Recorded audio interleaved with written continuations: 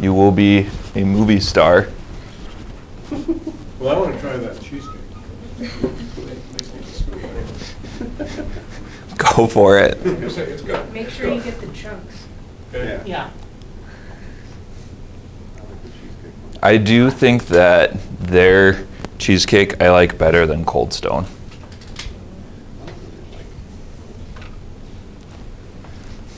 I've had like really good, like fresh stuff, and like anything that's like Cold Stone or some sort of chain like that, it's disgusting to me. That's why I like Yeah. this stuff. If only. If only. I wish I was. Cold Stone, when they like, they mash it up so it gets like softer. That's a great idea.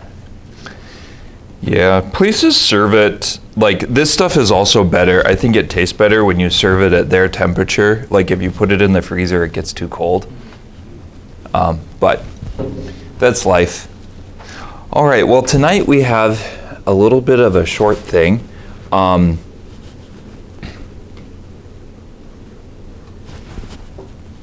trying to think. I meant to send an email in the last week and then totally spaced it out and then didn't do it. So maybe at the end we'll talk about the rite of welcome and how we'll do that. And then Corey mentioned, the genius, that you should be thinking of your sponsor and your saint and those kind of things. I guess we should also talk about scheduling for confession and stuff. So I can do that. We can do that at the end. So the first thing, since a bunch of you guys were looking at it already, I put together a list over the years of just some different possibilities for Lent. Or if you were here on Sunday, maybe, perfect. Corey read my mind. We, this year, are doing like a Lenten bingo thing, which is kind of neat. It has lots of different ideas on it. If you have kids in religious education or those kind of things, they probably brought one home already. Catholic schools, we sent it. But just some different ideas. So in Catholicism, when I was growing up, Lent was a season where you give something up. And that was like what you did, and that was about the extent of it.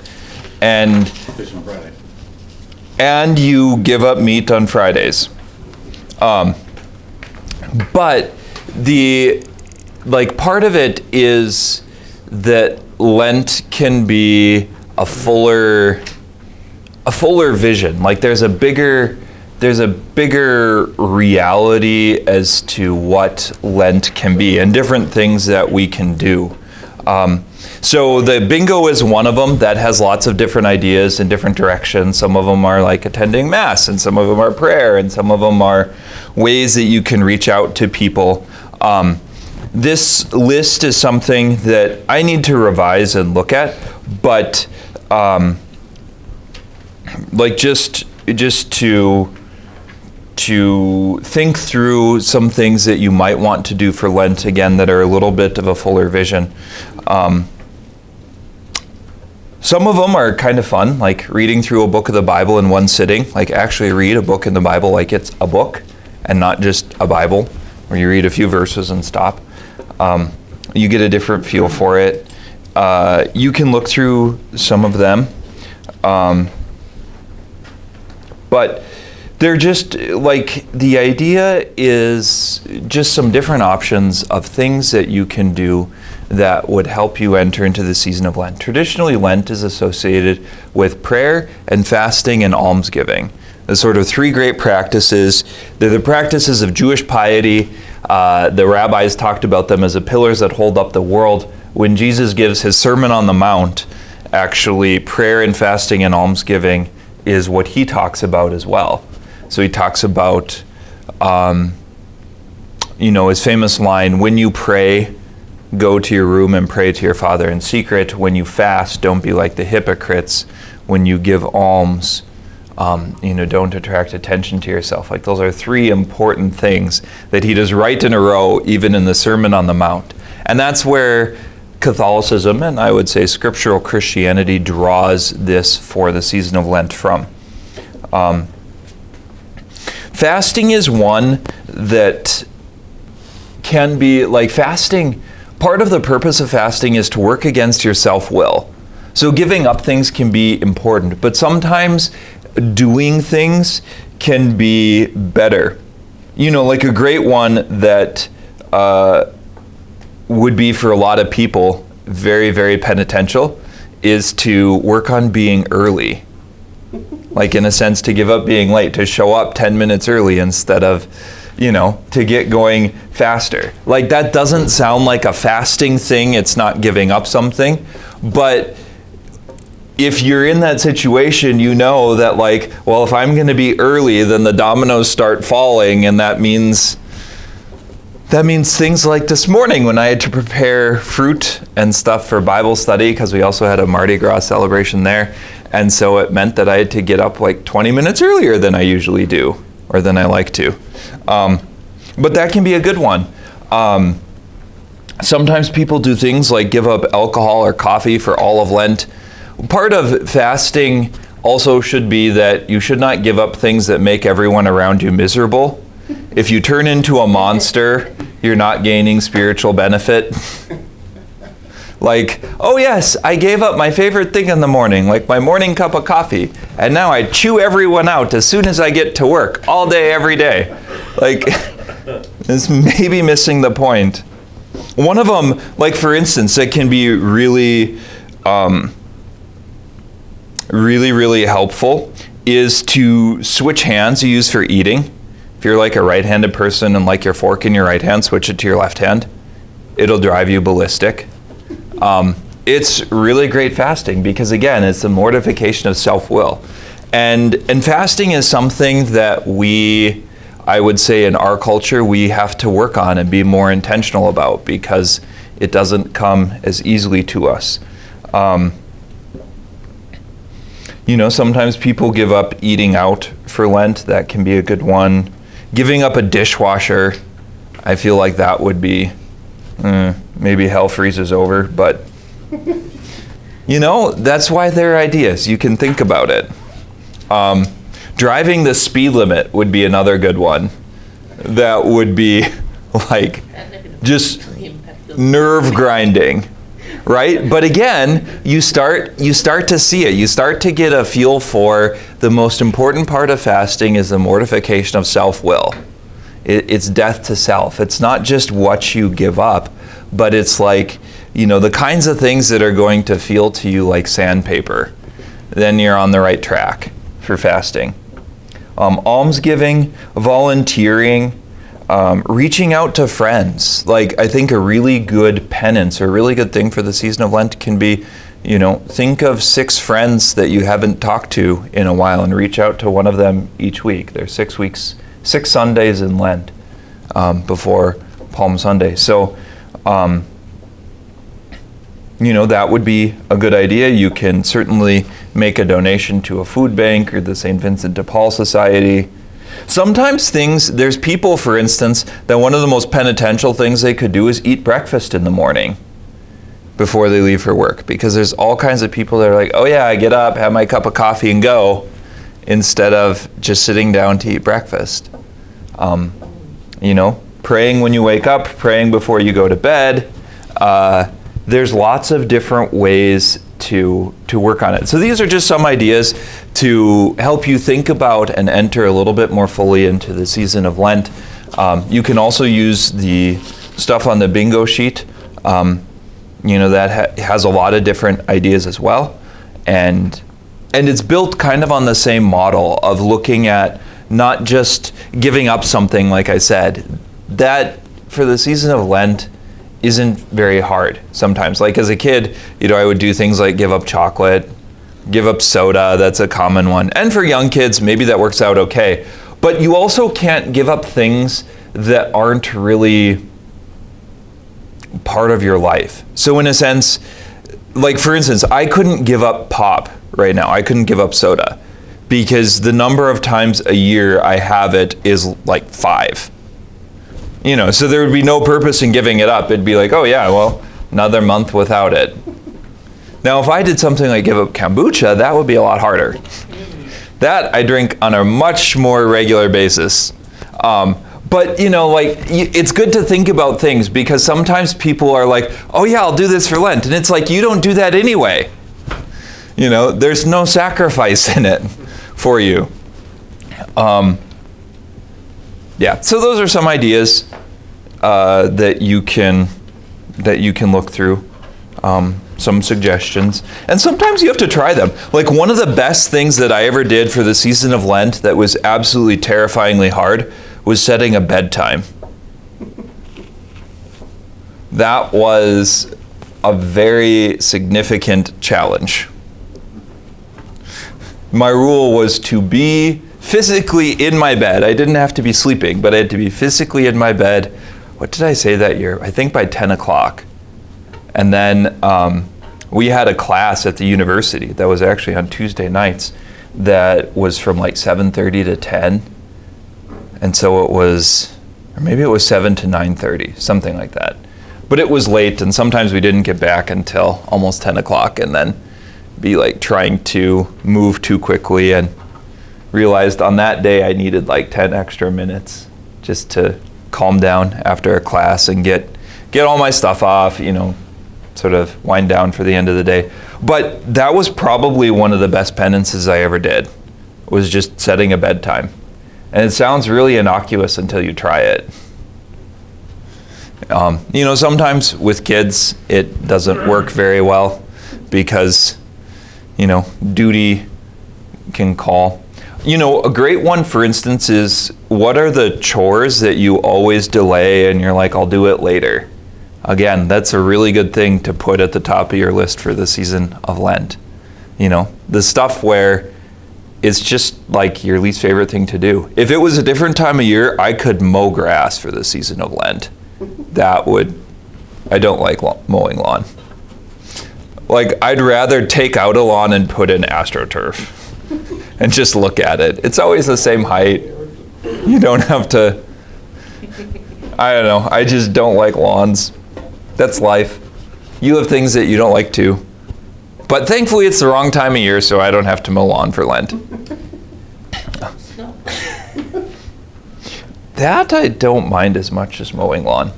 But part of the stuff behind the season is this idea that faith is meant to embrace the whole person. That faith is something that you do not just spiritually, but that is meant to be part of all of your life. And so for those of you, coming from a Protestant tradition, you'll kind of feel some of this, because in Catholicism, faith is meant to be a lot more tangible. Like, you touch it, you feel it, you receive the Eucharist, that's something you eat. Sometimes Protestant churches will offer Holy Communion, and that's fair enough. There's a little bit of it. But Protestantism tends toward a kind of spiritual vision of how faith works. Like, faith is something interiorly that you have in your soul. Faith is a spiritual practice. So when you want to worship God, you sit with the Bible or you sit and pray. And there's a goodness to that. We need that. We don't want to lose sight of that. We want to keep that kind of in the middle. But one of the things, if you haven't done it before, I would encourage you at least once to come to Stations of the Cross on a Friday. We have them on Fridays at 5:30. Because at Stations, there's a lot of standing, genuflecting, kneeling, and it's a lot more physical form of prayer. It might not be your favorite, but again, it's trying to bridge that gap and bring together things that faith is a whole person thing. So praying with your body on posture. We have a different sensibility about that than maybe people did in the past. Certainly Protestantism has a different sensibility about it than Catholicism. But the idea behind it is that you can pray physically, and that's not something we're as used to. Part of me likes the Orthodox world, so they have things like the Great Canon of St. Andrew, they call it, which is, I think, about 40 minutes long, and it has a bunch of prostrations in it. Like you say a prayer, you kneel down, you lay prostrate, like flat on the floor, you stand up, you pray, you kneel down, you lay prostrate, and it's this repeated motion. It's not my favorite thing, not my favorite way to pray. I find it a little bit distracting.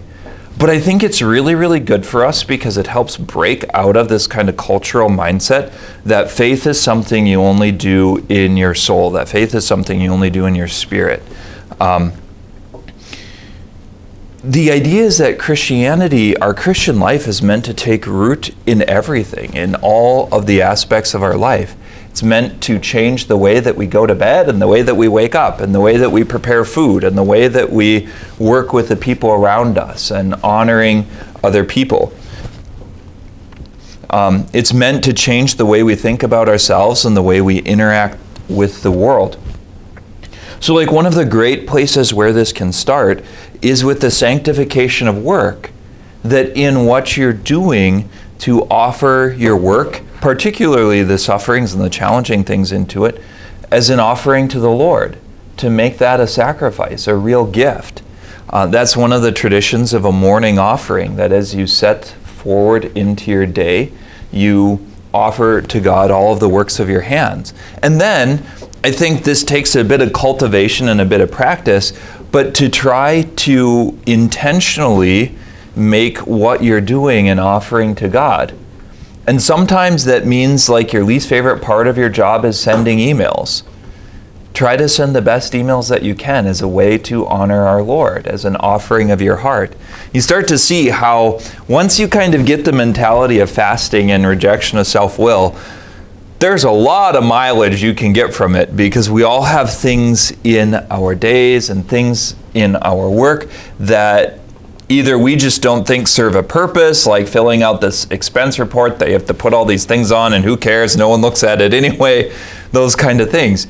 But to see that as a way that you can honor the Lord, as a way that you can give yourself to Him.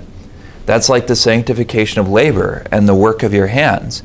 Now, it's not always easy, and part of the idea of making an offering of your day intentionally is that you'll probably forget in the middle of the day. You know, time will start going by, you get busy with things, and you don't always take a step back to intentionally offer things to the Lord in the middle of it. But you can, and I think this is meant to be a habit that we cultivate. And whether it's interactions with difficult people or it's, I think of it like being stretched for glory. It's a great concept that in a way our hearts don't love enough. Like we're not like God enough, that we have to be stretched. We're like a pot. And He pours a lot of water in and it has to expand for the capacity of His heart. One of the ways that this, I think, takes root is in this idea of the sanctification of work, is trying to make our labor and our things that we do an offering to the Lord. So there are some physical things I mentioned, stations of the cross, like praying with images or icons is this physical sense that you can also use your sight, that having things to look at is important. Things to touch or feel, like a rosary beads or a set of prayer beads, even if you don't say the rosary on them. Like those kind of things help activate, help engage one of your other senses when it comes to prayer. Personally, I'm rather fond of incense. I like the idea that even encountering God, like it can be lighting a candle. It can be a particular kind of atmosphere that you create. Like lots of us do better, for instance, in prayer, for like as a family with kids. Oh, I could tell you a really funny story about this. But like when we would do summer camps,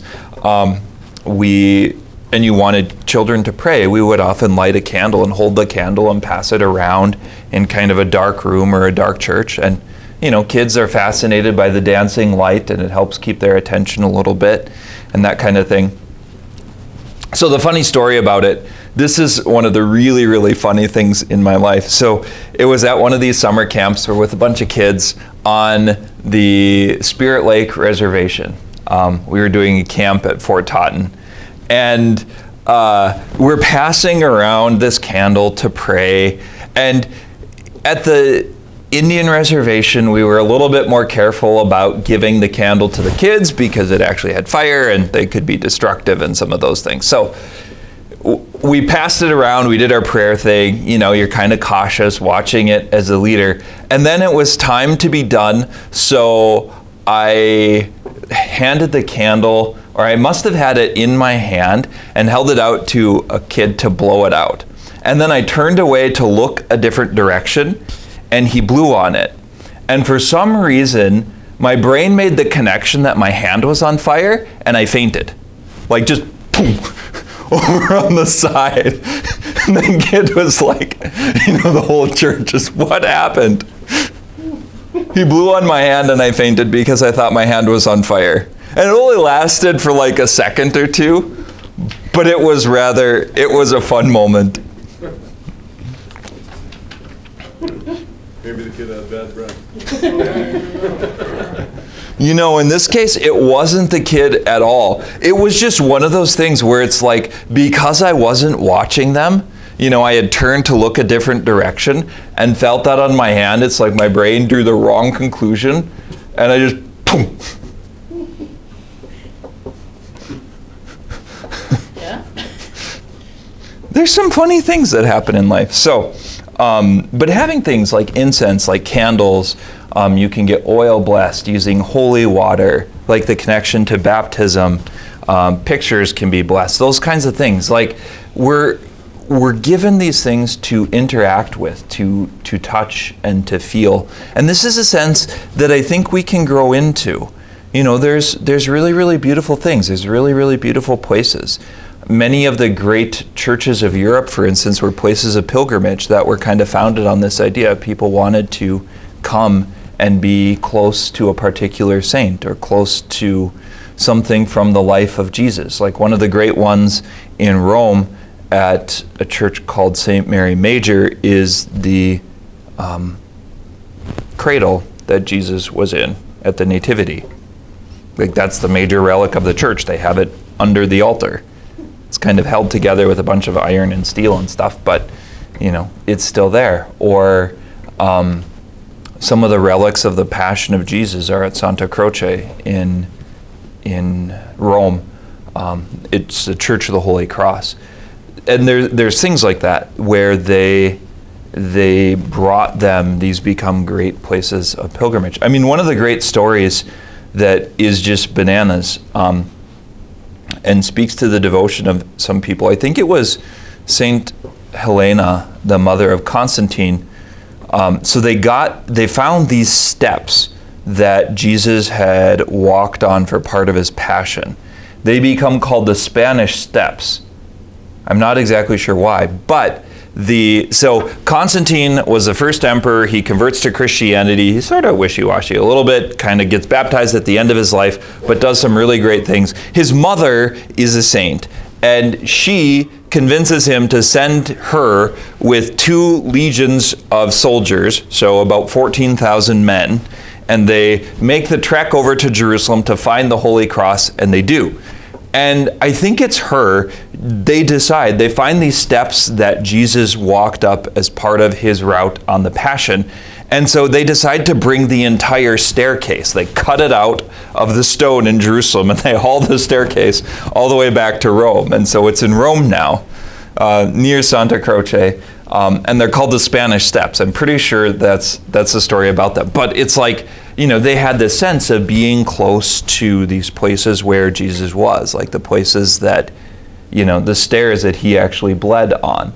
And so Christians would often make the Stations of the Cross on these stairs, like on their knees, or, like very, very physical displays of reverence for being near these things. And it is kind of special that you can go to places like Rome and you can see them and touch them here and now. But there's meant to be this physical dimension of faith. And that's a good thing. And it's okay to say that you need to grow into it, or it's not your favorite, or maybe it's something that you really grab onto.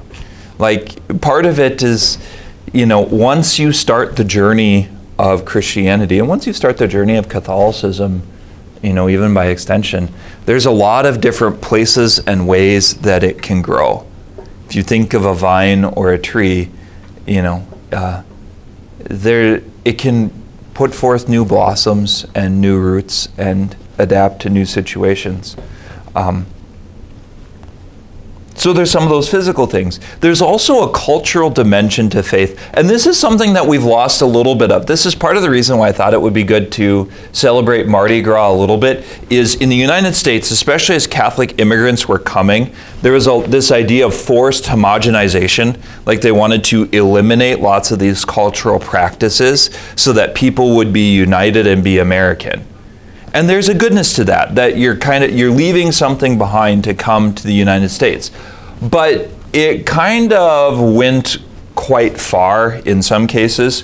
North Dakota is actually one that had some kind of Protestants of a more puritanical dimension that got into the state legislature and pushed through a bunch of laws to attack the Catholic immigrants that were coming in. So much of North Dakota was settled by Scandinavians first. That immigration wave comes sooner than many of the German-speaking immigrants who come later.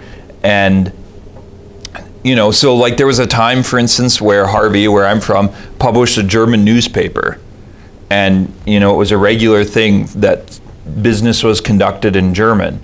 And that was in large part because of a lot of these Catholic immigrants that were coming in. And there were other places. There were a lot of places in North Dakota, for instance, where the only school was a Catholic school. Hankinson was one. Napoleon was one. And they pushed through laws to, first of all, like ban Catholic religious from wearing their habits or wearing like a distinctive form of clothing. So it's technically still illegal. Like if I wear clerics like this into a public school, like if I go to a basketball game, technically I'm breaking the law. I think it's actually a felony. Felony? What? From the federal government? I don't know. No, felony I don't is know. like anything that's a year in jail or something. But it's on the books, it's a fairly significant crime. It hasn't been enforced in decades, but it is, like, it's still on the books. Like that's just part of North Dakota's history that we have to wrestle with a little bit. And so part of it in our time, I think this is one of the really important things that I would encourage you to do, is that it's good to have a sense of like family devotions or things that are important to you. Feast days, maybe of saints, particular mysteries in the life of Jesus that you celebrate. Whether you look at some of the cultural things from your own past, like the Scandinavian or the Germanic, in a lot of cases they have special desserts that they would make for this day that are very traditional. Special things that you always make for Easter or you always make for Christmas. That kind of thing. Like it's good to have a personal sense of connection with God and things that are important to you. And that's something that I think we have to cultivate and develop. Sometimes people end up, choosing to celebrate kind of like a birthday or a special day, the patron saint that they choose for confirmation. If you choose a saint, like sort of putting that day on your calendar to celebrate every year. Sometimes people choose, like there's particular mysteries in the life of Jesus that might be more significant. Or you find a particular devotion that you like, the Sacred Heart of Jesus. I mean, there's a number of them. But the sense of faith animating culture and faith animating practice, I think is something that we have to recover. And there's beautiful things to this, like for people that work with their hands to have a time of year where you ask for the blessing of your hands by a priest, or like gardeners, like seed time and planting, farming. There's some more traditional ones like that, but we can expand the concept a little bit. Like the idea is, how do you make faith real and practical and touchable? And it could be saints that if you have children, that your children are named after. It could be things, that you celebrate from your country of origin or your cultural heritage, your cultural history. The great German feast day is Saint Boniface. Boniface was the sort of apostle to the Germans. He's murdered by a group called the Frisians, but he becomes one of the most famous saints. The Norwegians, it's all Saint Olaf, who was a king of Norway. They named half of the world St. Olaf's and the other half of the world Martin Luther. So St. Olaf's in Northfield is sort of the Lutheran, a nice Lutheran college in Minnesota. That's a very significant place. But there's things like that, and those are good to celebrate. Like St. Olaf he was a saint in the Catholic world. The Lutherans sort of adopted him. I don't know what the process of the Lutheran Church receiving a saint is. Sometimes they'll kind of celebrate people, sometimes they won't. But I think it's good to have these things to do as a person or as a family, just to think about some of those connections. It can be your own name, it can be people around you, it could just be something that you're interested in. But the idea is that through culture, through food, through celebration, through things like family, you connect with saints in a different way.